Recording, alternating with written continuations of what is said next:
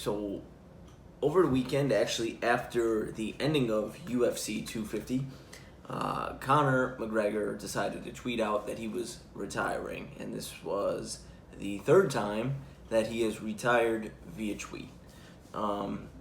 Initially, not really caught off guard. Conor, as big of a fan as I am of his, does have this thing where he does like to try to steal the shine off of whoever's competing in whatever card's going on, whether it be saying that he'll fight them next or retiring, etc., etc. But it came out in the days that followed, the next day, the day after that, from Ariel Helwani. So that was Saturday. It's Tuesday, so we're clear on that. Ariel Helwani had talked to Conor McGregor after he retired, after he sent out that tweet, and it's not one of those things where, the first time he retired, he didn't want to do the media for the Diaz rematch. He just kind of wanted to fight, and they weren't having any of that, so he retired.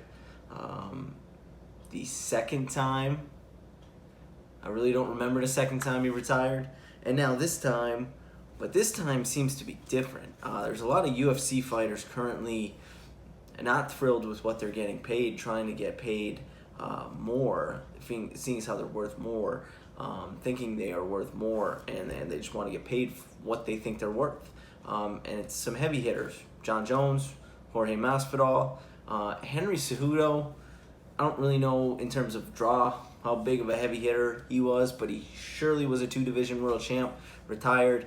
And said today, I believe he was on Joe Rogan's podcast today, said, yeah, he'll come out of retirement if the money's right fight. Volkanovski, you pay him. He just wanted to get paid, gets punched in the face, training camps, etc. cost a lot. Wasn't worth it to him. If they came at him with a bigger paycheck, I'm sure he would come out of retirement and fight. If not, he seems pretty content. But Conor McGregor's issue, according to Ariel Helwani, seemed to be a little different. And it's not the fact that he wants to get paid more, makes plenty of money, has a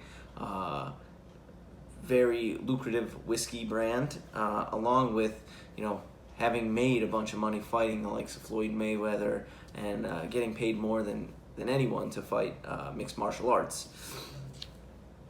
His issue is back in December, January, when he was going on his press tour in Russia, and he was saying that he wants to fight, he wants a season, he wants to fight 3 times.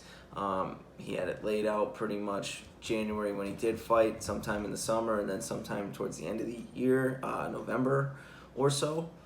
And obviously we're in June right now, so for him to keep on that, he kind of needs a fight. His issue is he wants to fight.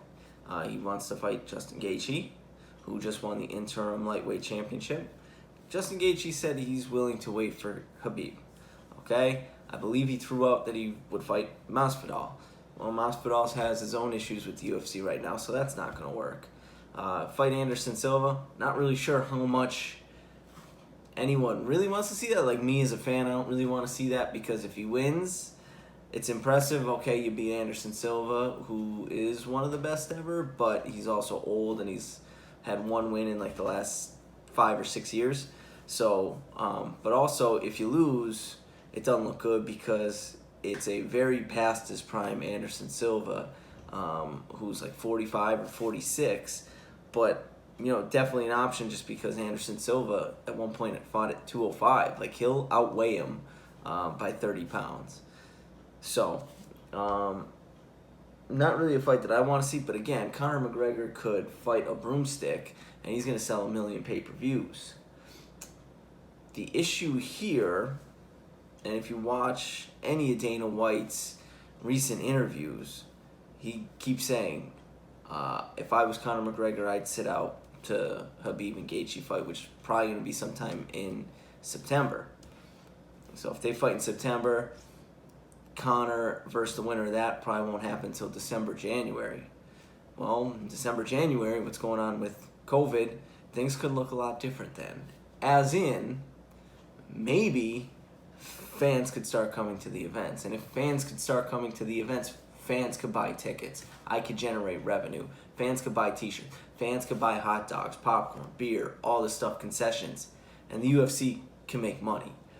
Here's the thing with Conor McGregor. When you're a big star like that, you generate a lot of money, and you can't predict something like a global pandemic happening, but it did.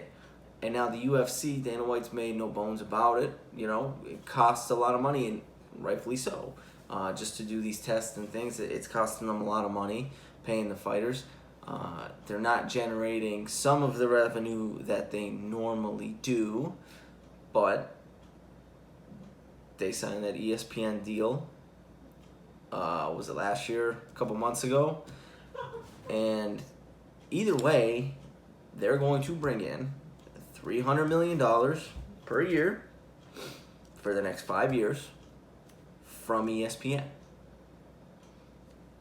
They don't get, at the time, I imagine their thinking was, okay, guaranteed. So whether Conor McGregor fights a pay-per-view or whether it's, someone who doesn't draw as much, let's take a champion like Kamaru Usman, if it's the bantamweight title, any other person that's not Habib, it's not Masvidal, it's not Nate Diaz, that's not Conor McGregor, any other pay-per-view that doesn't make them a bunch of money, doesn't make them the same money as those guys, we're going to get the same flat rate from ESPN.